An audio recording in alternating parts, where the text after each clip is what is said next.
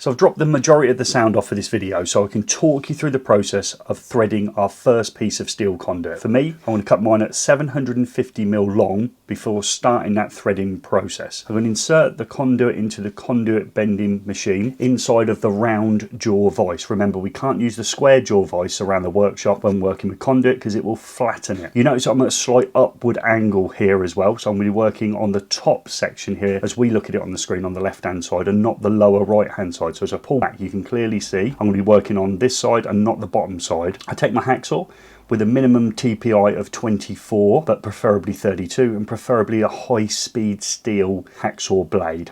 So I'm going to cut through as best as I can, trying to make sure it's square. Seems odd when it's a round piece of conduit.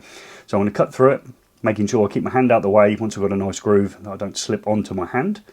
Take your time, nice long strokes. You notice I'm using all the blade in order to cut through the conduit, and once I've cut it, have a look at the end. So there's the end that I need to thread, slightly off, so I'm going to square it up with a file. At this stage we do not ream it, we're just going to square the end before threading it. I take my rough file and I'm going to square off that end before I start the process of adding a thread onto it. Remember, this is the first time we've done it, so I'll set the length of the thread. It's just the technique that we need in order to put it on, and we'll work later on at getting the right length of thread if it's a spouted box or a coupler, etc. So I'm squared up and I'm now ready for the next stage. Pop it back into my conduit bending machine. Remember, I'm working on the higher end. I'm going to need to set up my stocks and dies. So I've got them unassembled here. I'll pick out my guide, the correct one for 20mm conduit.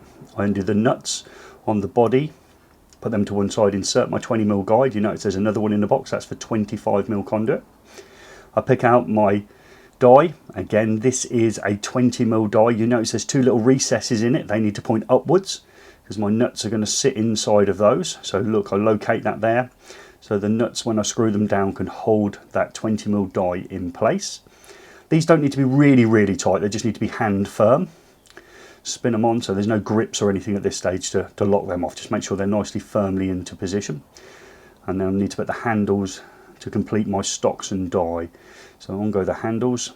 There is a hack on the channel as well about making this easier by increasing the length of the handles, but remember, this is the first time we've attempted to thread 20mm steel conduit. So they're ready. I'm going to go on dry, so we're not going to add any cutting compound at this stage. I'm going to cut the first part of the thread. So I push really hard and slow motion. So slow movements, pressing really hard. I've got my foot on the actual conduit bending machine as well, stop it pushing over.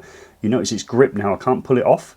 Therefore, I must have started a thread. You can see how I've bitten in there and I've started that first part of the thread. That's really important that we do that without the lubrication. So in comes my cutting compound. Just going to brush a little bit on it. I don't need it all the way down the conduit. It's only the end that we're obviously putting the thread on. Stocks and dies with a 20mm guide and die in. And we're going to cut the thread. 1, 2, 3, 4, and then back. You might have seen a little bit of swarf there come out. So I'll go forward. There's a swarf coming out.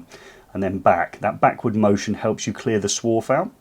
Swarf is those little bits of metal that will actually break the thread. So I'm going to wind it all the way off now. I'm going to tap out, try and lose some of the swarf that's inside the actual die itself. On goes the cutting compound. You might see it now melt slightly because obviously that's warm where we've cut the thread onto the conduit. The first part should spin on really easy. Find the thread and you see it spins on one finger all the way down to the point at which it stops, and then 3 or 4 turns, turn back, swarf drops out, and we go again. What I want is about 3 threads hanging out the back. So we look there, we count about 3 threads coming out the back of the die. So spin it back off. There's still some more bits of the process to go. You see all the swarf there. Pull it off. Going to need to tidy it up now. I need to work out the length for this one is about just over halfway into a coupler and the bush, so you don't need that at the moment. You just need that 3 threads hanging out the back, but that's the thinking behind it as we move forward. Bring in our reaming tool, ream out the ends. The sharp ends in here can damage the single insulated cables within it, so it's important it's reamed out. You can see now that running edge is now nice and smooth where I've reamed out the conduit. Could use a round file, we're using a reaming tool for this one. Put my finger in, no sharp edges. Tidy it up now just by wiping it over, and there we have it. That's our first thread done.